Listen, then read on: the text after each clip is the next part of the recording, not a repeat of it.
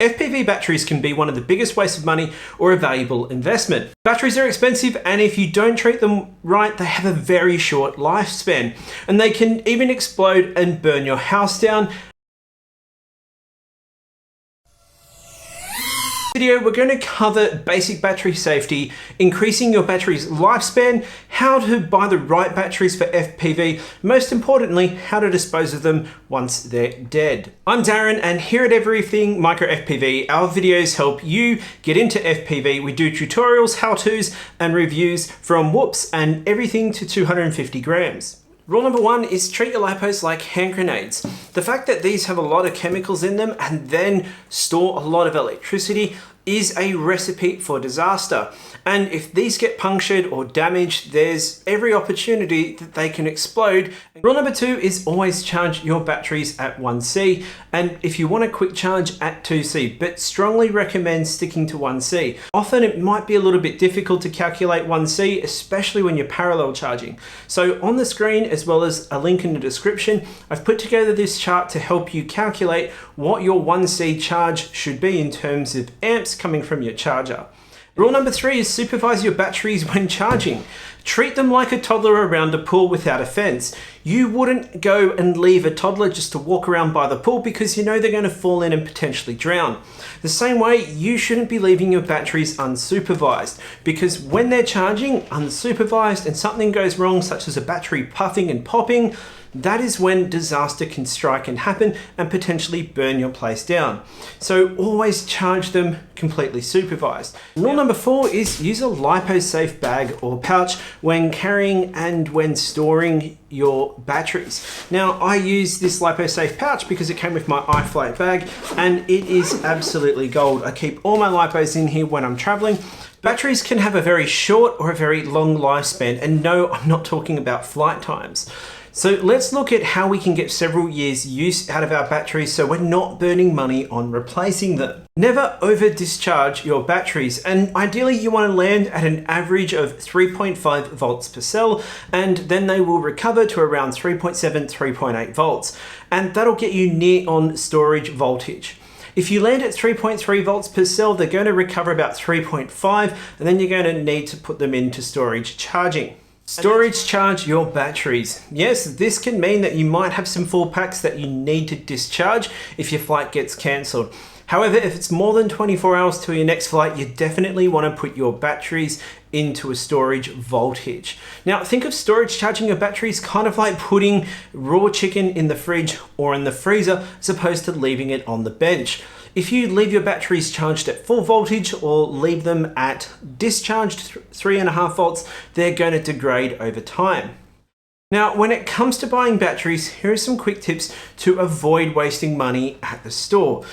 Now, before we get into this tip, if you're a beginner to FPV and want a simple and straightforward guide to everything you need to know about FPV, then Ready to Fly, the Beginner to FPV course is for you. Head to the link in the description to find out more. One of the mistakes beginners make with buying batteries is thinking that a higher capacity battery is going to give you more flight times, which isn't necessarily true. And this is everything to do with the diminishing returns that we have in terms of power to weight ratio. By adding more capacity, we add more weight. And sometimes going from, say, a 650 milliamp hour battery to an 1100, we're thinking that's going to double the flight time, but it doesn't actually do that. You might get 10 or 20% more flight time out of increasing the pack size, but the problem that you're going to have is your quad then has to carry more weight. Therefore, the motors need to work harder in order to produce lift, and you end up in this diminishing return cycle. Undersizing your battery is a big problem as well. And this is having a battery too small for your quad. Now, if your drone is best suited for a 4S 850 milliamp hour battery and you put a 450 milliamp hour one on it, yes, it's going to be lighter and quicker and potentially a little bit more efficient. However, the smaller battery may not be able to sustain the amp draw that comes from the motors, and thus it's going to sag really quickly. And this means you're not only dramatically shorting the life of your battery, but you're going to be wasting money at the store. The other way beginners waste a lot of money is not thinking about the future. And if you're new to FPV, you might be thinking, okay, I'm going to start with a 3.5-inch quad, and you're tossing up between buying 3S or 4S batteries. And your thought may be, you know what, 4S might be too much power because I'm still relatively new to flying.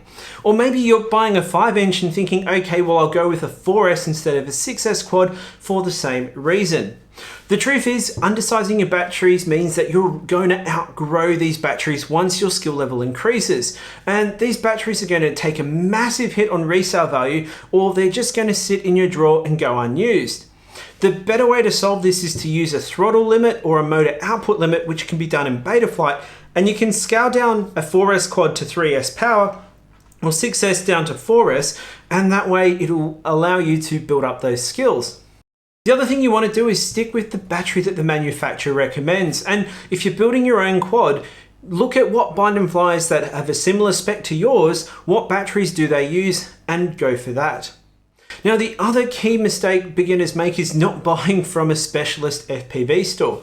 Quite often we're searching for better prices because, we don't know whether we want to be in the hobby for long. So we look at things like Amazon and AliExpress and Makerfire, instead of buying from FPV specific hobby stores. Now, if you do end up buying the wrong battery, what that means is that those companies may not take returns and you can't go to them and get FPV specific advice.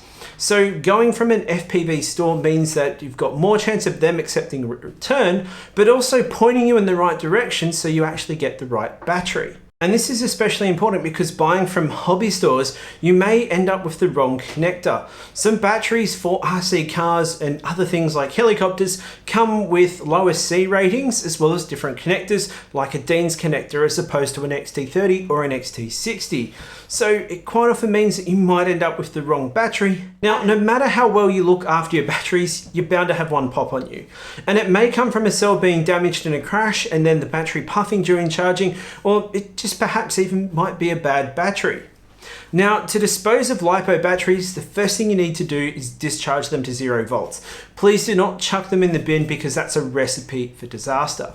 There's a few ways to discharge them to 0 volts, and one of the most common is a decent charger is going to have a destroy function, and what that's going to do is destroy that battery by bringing it down to 0 volts. However, I actually use my smoke stopper with an attachment that I've made to complete the circuit.